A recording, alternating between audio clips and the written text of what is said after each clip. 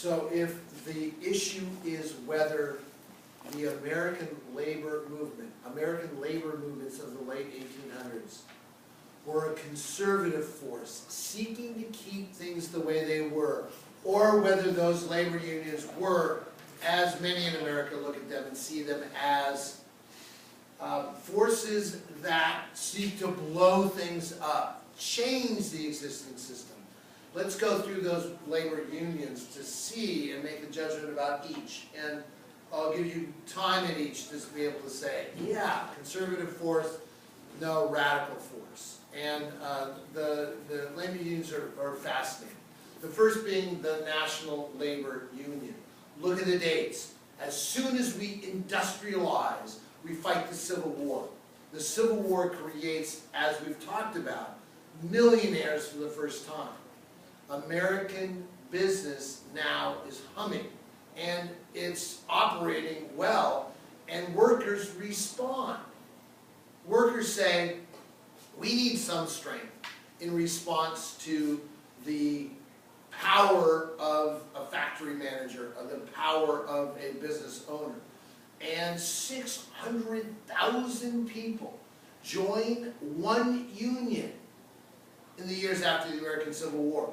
600,000 people across the United States formed together to join a union, and the goals of the National Labor Union are pretty straightforward. We want to reform American society. We want to go back to the way it was before a boss had power in a factory and a boss could tell us what to do. Now, that's awfully hard to do because you're working in a factory with a boss. He's got the control, and yet you're fighting to go back to the way it was before. Very, very difficult.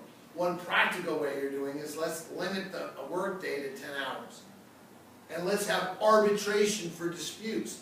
This place in the factory isn't safe, boss. Boss says, go get another job. Well, let's arbitrate rather than you being in power and telling us what to do. Let's have an independent arbitration to determine the problems in the factory. And so this National Labor Union is formed, seeking to, I would say, and I think most historians look at it and say, seeking to go back to where power might be shifted a little bit more to the worker, where the worker might have a little bit more power involved. And it's there. 600,000 people is a lot of folks back then in American society. But it dies, and it dies for a simple reason. The 1873 Depression. Oh, one of those cyclical boom and bust cycles in the American economy of the 1800s, 1819, 1837, 1853, and 1873.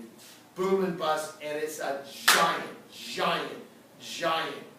damage, hit, panic, depression in American society in 1873.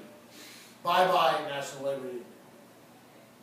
The next labor union we have, yes, that man with the greatest mustache around. That man leads the Knights of Labor. And the Knights of Labor will rise out of the ashes, and from 1869 to 1886, 1 million people will join this union. And anybody gets to join the Knights of Labor. Skilled workers, unskilled workers. Women, men. White, black. It is a union of all workers in America. And the Knights of Labor have as a goal one big union. Everybody who's a worker gets to join. Everybody who's a worker is seeking the economic reform, the social reform, not dissimilar to the National Labor Union. And what we want is the worker in control of the factory. We want the worker to be in charge of the means of production. All of the workplace situations we talked about today in class, we want them to be in the hands of the worker. And that's a conservative goal, maybe. It might be a radical goal, because if the boss is now in power by 1869 and you're seeking to shift power to the worker in the factory, in the modern industrial capitalism, that might be radical. On the other hand, it might be going back to the way it was before the powerful, rich industrialists had charge of the factory, and you're seeking to return things to the way it was? It's an interesting question. I think looking at the leadership, Terence Powderly is really interesting because he was a conservative man in one sense, because he said, we will not employ the strike. We talked about today in class, the only power you had as a union was strength in numbers. And strength in numbers said, we can shut production down, as you all thought you might do. We will no longer produce knowledge in AP US history. And I said, fine, you guys don't produce history, I'll go across the street to Vaughn's and get replacement workers who are much more capable than you all. And you all, well, we're smart little students. You can't find the replacement workers for us. Yeah, we can. I did like 2 seconds. Powderly said, we don't strike. We're working out of strength. We're working out of numbers. We demand, we want, we're going to have control. Because as soon as we strike, we recognize the boss's ability to be in charge of the factory. Strike means you're factory boss, we don't get the factory, and we recognize your ability to run the factory. Powderly, as powerful and interesting as he was, wouldn't go along with that. And the Knights of Labor survived and did really well until the Haymarket Square riot of 1886.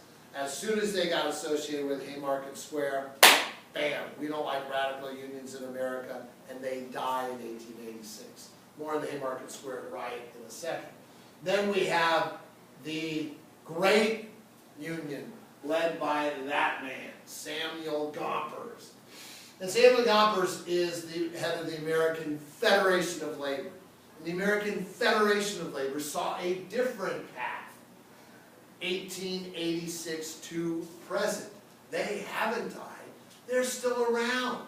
The American Federation of Labor, as this labor organization, survives to the day, maybe because they're not radical. Maybe they are radical.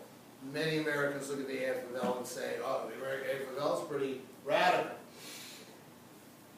Samuel Gompers was the head of the Cigar Makers Union in New York City. And as that, he set up a federation of labor. A federation of labor meant skilled workers only. Skilled workers in craft organizations. Meaning, I have a skill that all of us who have that skill form a craft. Be it cigar makers, be it whatever it is that's a specialized skill. Not unskilled laborers. It's not widget on widget. It's we do something that is beyond, that takes apprenticeship that we might form into the old guild idea from the Middle Ages into this union. These local guilds, these local unions, then will form a federation nationwide. Only skilled workers in a local craft union now form a federation of all these skilled unions from around the country. Guess who doesn't get to go? Blacks don't get to go. Women don't get to go. Unskilled workers don't get to go. It is only skilled workers. And maybe that means why they survive to this day, because we can discriminate and keep out people that are looked upon less than positively in the end. Interesting, going back to the Knights of Labor, there was only 2 people who didn't get to join as workers the Knights of Labor. Obviously, one of the Knights of Labor groups that we didn't want in the Knights of Labor, where anybody could join, was saloon owners. And the Knights of Labor kept saloon owners out. Also, the other group, of course, less than reputable, would be attorneys. And lawyers were not allowed to join the Knights of Labor also. Because there are certain people we just don't want in our organization. So, this different type of skilled workers in this federation of local unions was the AFL. And Samuel Gompers had very specific goals. Its attitude towards modern industrial capitalism was to accept it. Remember, the National Labor Union says workers should be in charge. Knights of Labor said workers should be in charge. What does the AFL says? Boss, you're in charge. We just want more. We want more money, more better hours, and we want bread and butter stuff. We want better working conditions, we want money, that's what we want. The EABFL, maybe why it's survived to this day, accepted modern industrial capitalism, accepted the fact that the boss got to say what happened at the workplace, and they fought and organized and said, we just want more. We want better working conditions, we want more money. And we might strike on that basis, because striking recognizes you as boss. Very, very, very interesting. And of course, it succeeds, and is still around today.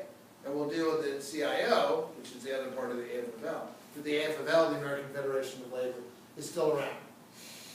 Labor strife, oh my gosh, the great strike of 1877. You read Zinn. Zinn loves this. Zinn loves the outright fight, the giant war that went on between management and labor in 1877. You have 4 years of really bad economic times from 1873, 74, 75, 76, and 77. And literally, you have battles across the country, especially located to the railroad stations, where you have people killing each other in open warfare in the Great Strike of 1877. It is pretty bad and pretty awful. And it shows, I think, the worker saying, we won't accept you, and the management being able to say, you have to, we win. And the strikes are often put down with the state militia, called out by the state governor to put down that strike, because this is violence. Do we like this in America, what's going on? No, railway yards being seized by workers and shutting those down so that freight can't go and commerce can't happen. This is radical stuff, and it was a big strike, won by management. Next strike was what I referenced before, and that's the Haymarket Square riot of 1886. Haymarket Square riot of 1886 was fascinating. May Day, what is the holiday, the celebration day of workers around the world. And on May 1, 2, and 3 in 1886, you had giant protests. There was a strike against one of the Chicago area companies, and it was associated with the protests and celebrations in these early days in May. Day 1, day 2, no violence, everything's good, except for the police coming in and beating the living daylights and hospitalizing several of the workers. Because we don't want a whole bunch of workers in this square, in the middle of town, with protests going on. And so the police would come in, Chicago police would come in, and beat the living daylights out of workers, hospitalizing them. Well, on day 3, they don't put people in the hospital. Somebody throws a bomb and kills, I believe, 8 police officers. It might be 12. And now what happens is that